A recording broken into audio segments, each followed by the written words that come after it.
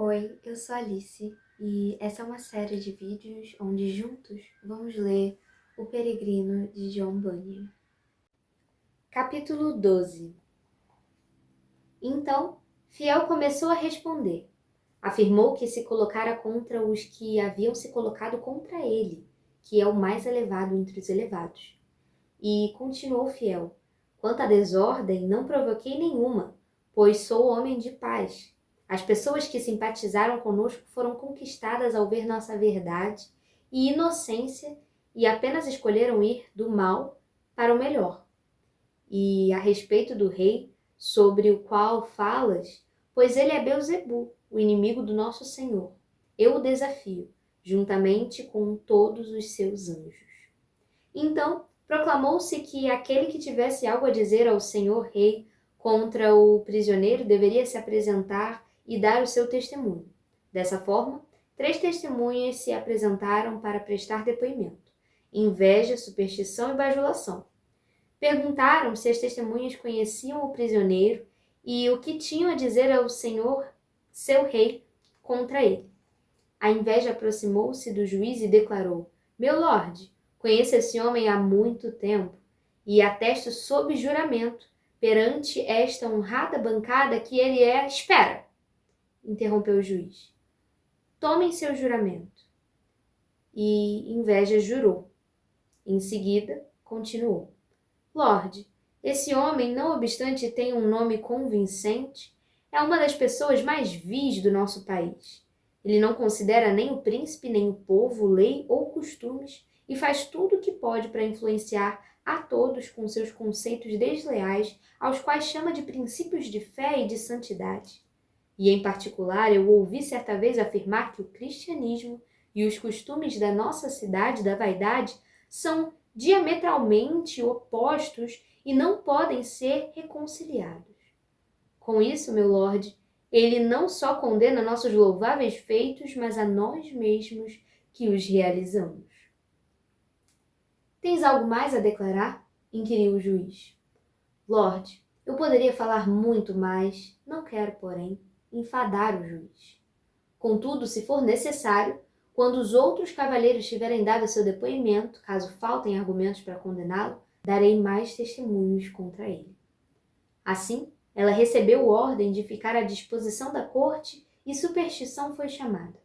Disseram-lhe para olhar o prisioneiro e lhe perguntaram o que tinha a dizer ao senhor seu rei contra o réu.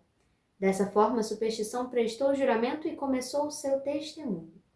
Lorde, não conheço muito esse homem, tampouco desejo conhecê-lo mais. No entanto, sei que ele é uma pessoa muito pestilenta, por conta de uma conversa que travei outro dia com ele nesta cidade. Naquela ocasião, ouviu dizer que nossa religião não é nada e que, por meio dela, um fiel não consegue de modo algum agradar a Deus. Tais palavras, como o meritíssimo bem sabe, implicam que louvamos em vão, que continuamos a pecar e, por fim, que seremos condenados. E isso é tudo o que tenho a dizer. Em seguida, Bajulação jurou e recebeu ordem de dizer, em nome do Senhor seu rei, o que sabia de incriminador sobre o réu. Meu lorde e cavalheiros presentes, eu conheço esse homem há muito tempo e ouvi falar sobre coisas que não deveriam ser ditas. Uma vez que ele insultou nosso nobre príncipe Beelzebu e referiu-se com desprezo a seus honoráveis amigos, Lorde Velhaco, Lorde Deleite Carnal, Lorde Luxuoso, Lorde Desejo por Vanglória, meu velho Lorde Lubricidade, Sir Ganancioso e todo o resto da nossa nobreza. E ele disse, além do mais, que se fosse possível todos os homens acatarem seu conselho, nenhum desses nobres permaneceria na cidade. Ademais, não teme ofender ao senhor meu lorde que foi nomeado para julgá-lo, chamando-o de canalha ímpio e muitos outros termos inóbeis semelhantes como os quais qualificou a maioria das pessoas de nossa cidade. Bajulação conclui sua história e o juiz dirigiu-se ao réu dizendo: ouviu, vagabundo, herege e traidor, os testemunhos dessas pessoas honestas contra ti? Posso dizer algumas poucas palavras em minha defesa? Pediu Fiel. Gentalha, gentalha, não mereces viver, mas sim ser executado imediatamente aqui mesmo. replicou o juiz. Contudo, para que todos possam testemunhar nossa bondade para contigo, ouçamos o que esse vil vagabundo tem a dizer. Respondo então às afirmações da senhora Inveja, começou o fiel. Eu nunca disse nada além disto, que quaisquer regras, leis ou costumes ou povos que são contrários à palavra de Deus opõem-se diametralmente ao cristianismo. Se eu estiver enganado quanto a isso, convencei-me do meu erro, e eu prontamente me retratarei.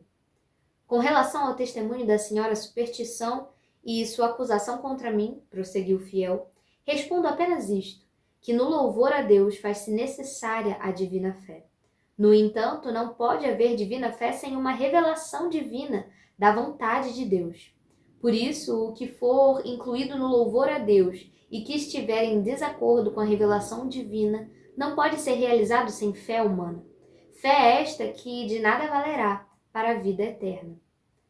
Quanto ao que a senhora Bajulação disse, finalizou o réu, eu falei, sem usar os termos ofensivos que ela disse que eu empreguei, que o príncipe deste lugar, com todo o tumulto e os cavalheiros que o cercam, ficaria melhor no inferno que nesta cidade e neste país.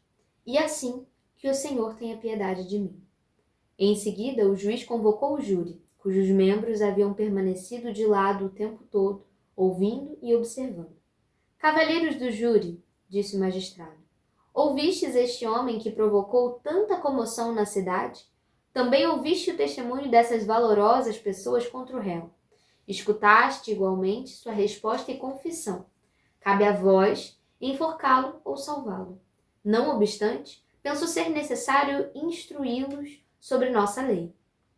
Há uma lei promulgada nos dias do grande faraó, servo do nosso príncipe, continuou o juiz, a qual determina que, caso o número daqueles contrários à religião se multiplique demais, os homens desse grupo devem ser lançados no rio. Há do mesmo modo uma lei decretada nos dias de Nabucodonosor o Grande, outro servo de nosso príncipe, a qual reza que aquele que não se prostrar e adorar sua imagem de ouro deve ser jogado em uma fornalha ardente. Nos tempos de Dário, foi similarmente expedida uma lei a qual condenava aquele que invocasse qualquer deus que não ele deveria ser ateado à cova dos leões.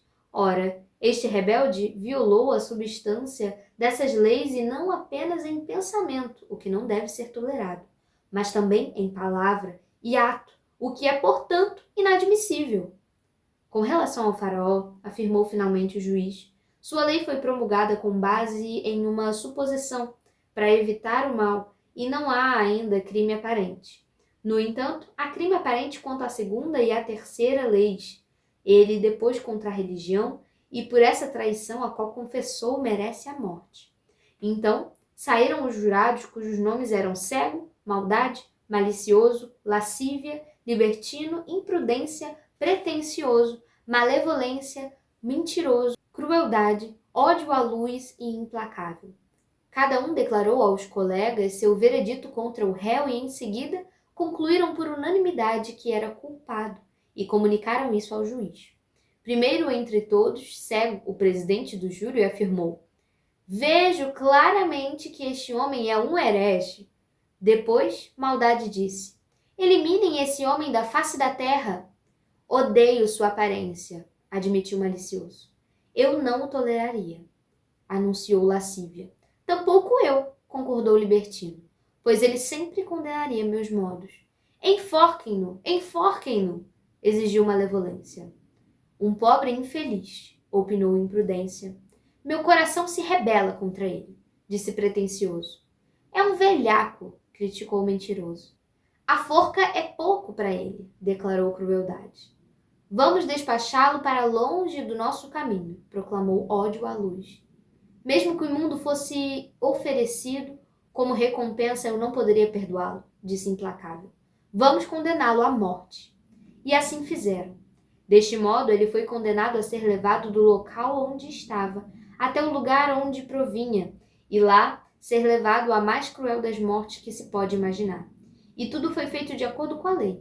Primeiro ele foi açoitado, em seguida esmurrado, depois lancetaram sua carne com facas e, após, apedrejaram-no e o perfuraram com espadas. Por fim, queimaram-no na estaca até seu corpo se transformar em cinzas. E assim Fiel encontrou seu fim. Vi então que atrás da multidão havia uma carruagem puxada por 2 cavalos, esperando por Fiel. Ele foi levado a ela logo que seus adversários o despacharam, e o veículo o conduziu através das nuvens, ao som de trombetas, direto do portão celestial.